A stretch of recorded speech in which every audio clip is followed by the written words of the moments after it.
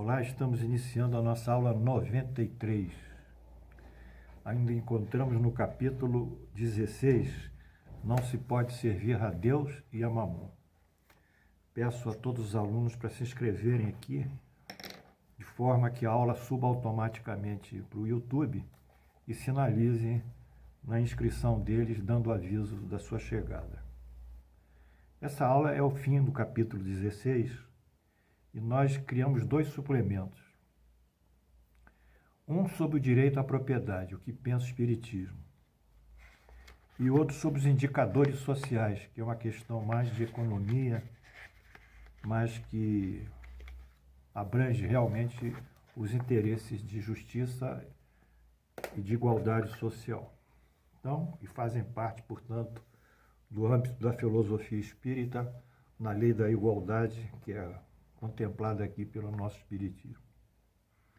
Vamos primeiro ao suplemento Direito de Propriedade. As referências estão no Livro dos Espíritos, Saúde, Rio de Janeiro, 2016, página 400 e 398. Pergunta 882 do Livro dos Espíritos. O homem tem direito de defender o que acumulou através do trabalho? Vou repetindo. O homem tem direito de defender o que acumulou através do trabalho?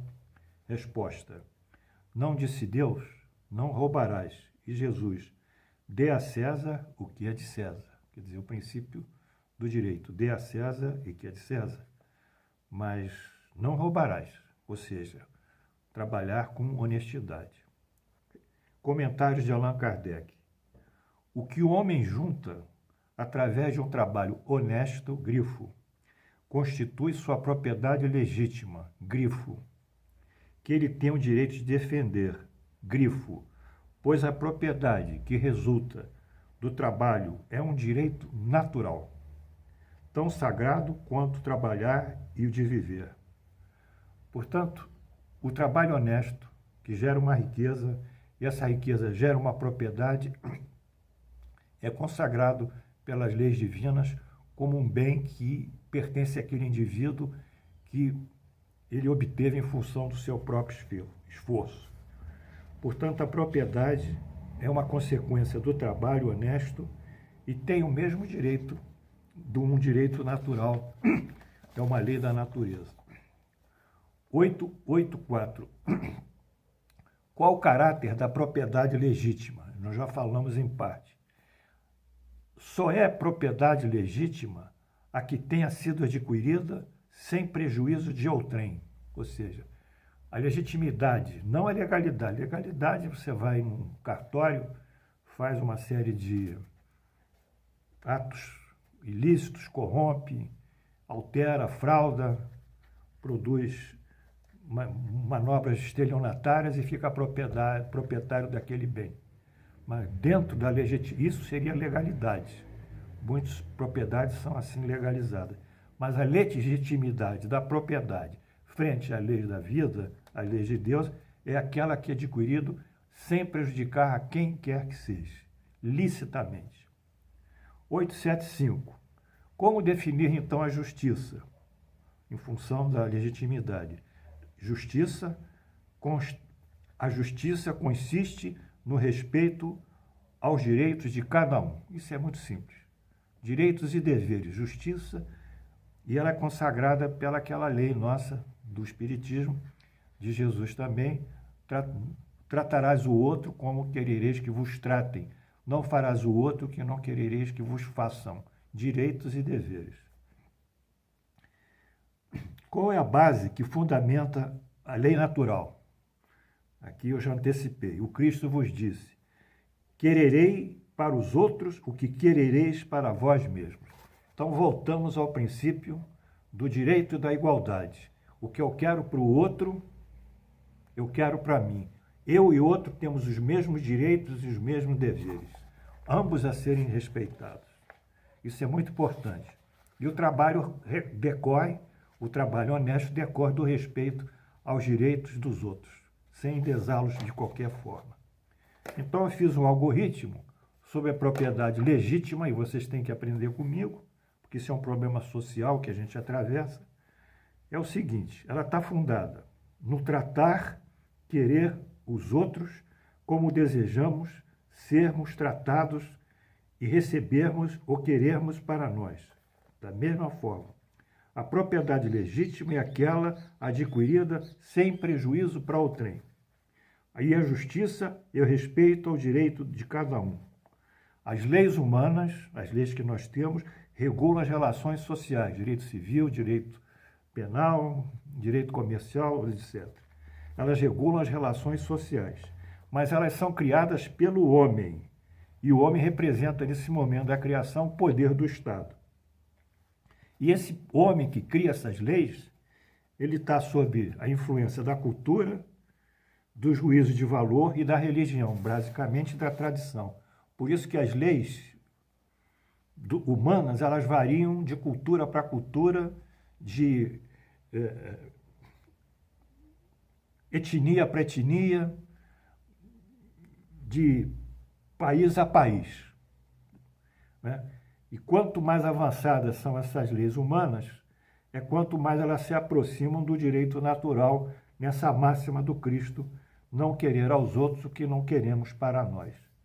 Então, as leis humanas, elas mudam de acordo com a moral do povo, mas a evolução dela realmente é para cima, sempre, aproximando-se a cada tempo das leis divinas. Então, portanto, a propriedade dos bens e a riqueza são legitimizadas pelo trabalho honesto. É uma lei divina. Então, é isso que nós queríamos passar para vocês nessa aula final sobre a propriedade. É isso que o Espiritismo pensa, é isso que a doutrina pensa, é assim que nós espíritas, kardecistas, que entendemos fazemos esses estudos, devemos proceder na vida. Nunca fazemos um contrato que prejudique a outra parte. O contrato deve ser um equilíbrio de interesses, de deveres, de obrigações de direito entre ambas as partes.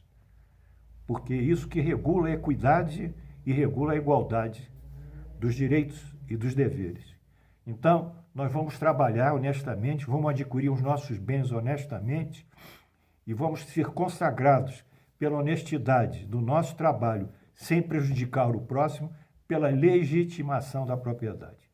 Legalidade é uma coisa, legitimidade é outra. A legitimidade toca o caráter moral. A legalidade toca, às vezes, situações que não são legítimas, como mostrei a adulteração de contratos, a adulteração de escrituras, dinheiro ganho desonestamente, etc, etc.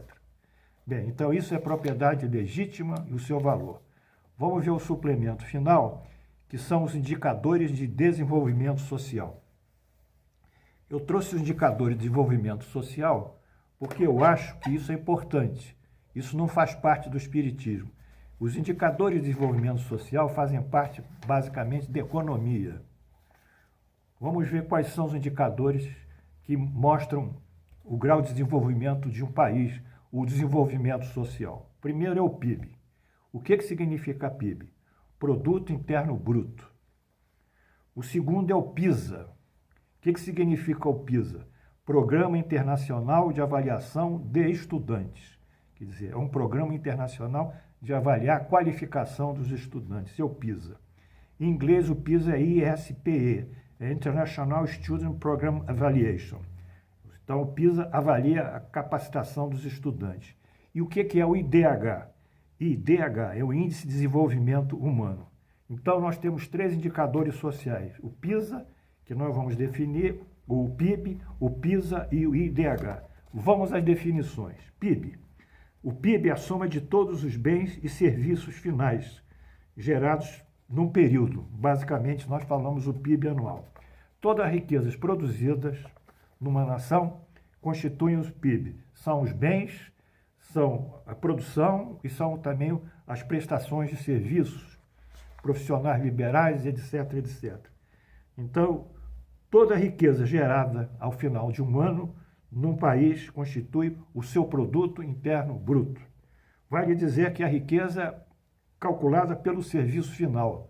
Por exemplo, é um erro considerar que as pessoas não sabem considerar direito o que é o PIB. Se eu fabrico um livro, Nesse livro eu tenho antes o papel dele, tenho uma tinta dele, tenho a chapa de impressão dele, temos o trabalho da máquina que imprime, temos a eletricidade, temos o pagamento dos funcionários, etc, etc. Esses produtos que vão integrar o livro, eles não são considerados, porque nós consideramos o livro no PIB pelo preço final de venda. Então, quando eu vendo esse livro por R$30, eu considero que esses R$30, nesses R$30 já estão embutidos todos esses serviços e esses bens, quer dizer, papel, tinta, impressão, etc, etc. É o preço final. E o preço final ao consumidor. Isso que é o PIB. Vamos ao segundo item. PIB per capita ou renda per capita. Do latim, capita é caput, cabeça, é renda por cabeça. A renda per capita é a soma do PIB da população total, né? A soma total do PIB dividido pela população. Essa relação entre o Brasil tem um PIB, vamos supor, de 3 trilhões de reais. 3 trilhões de reais, dividido por 200 milhões de habitantes. Então, essa relação PIB dividido pela população de um país forma a renda per capita ou o PIB per capita. Segundo indexador, o PISA, que é o Programa Internacional de Avaliação do Estudante. Nós temos 4 indicadores e mais um suplementar.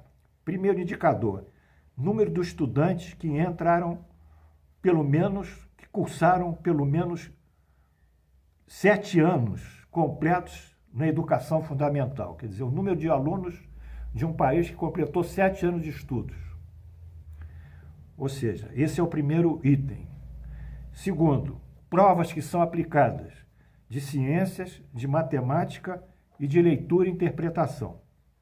Então, esse cálculo em que nós pegamos estudantes aqui do Brasil e calculamos a sua média em ciências, em matemática, leitura e interpretação e o número de estudantes que cursaram pelo menos 7 anos, esse conjunto de números ou de índices vão formar o PISA.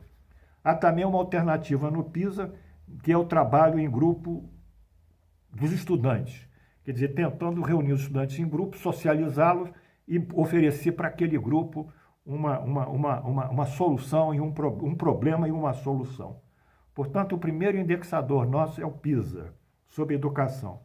E, finalmente, o último indexador é o Índice de Desenvolvimento Humano. O que significa isso? São 3 indexações. Primeiro, a escolaridade, a média de números de anos completados naquele país. Quer dizer, quantos alunos chegaram ao segundo grau? X alunos. Quantos alunos pararam no primeiro grau? Y alunos. Aí faz a média e divide pelo número de anos. Isso dá um índice de escolaridade. Segundo, a renda per capita, quer dizer, a renda do país, o Produto Interno Bruto, é o PIB, que entra no IDH. E, finalmente, a mortalidade infantil, é o número de crianças que morrem até completarem o primeiro ano de vida. Então, são esses indexadores sociais que eu gostaria de passar para vocês. O PIB, o Produto Interno Bruto, o PISA é a avaliação dos estudantes e o IDH é uma avaliação de estudo, de renda, do PIB e da mortalidade infantil. O PIB não é um valor muito bom para ser visto, porque, por exemplo, um país como a Islândia, ele tem um PIB baixo, mas tem um IDH altíssimo. O Brasil tem um PIB mais alto, mas tem um IDH baixíssimo. Enfim, essas são as relações que vão refletir a gestão da riqueza de um país, que aqui é aplicada na riqueza, no estudo e na qualidade de vida do cidadão, no caso aqui a mortalidade infantil até o primeiro ano. Então, fiz o gráfico aqui, vamos acompanhar aqui. Vamos ver.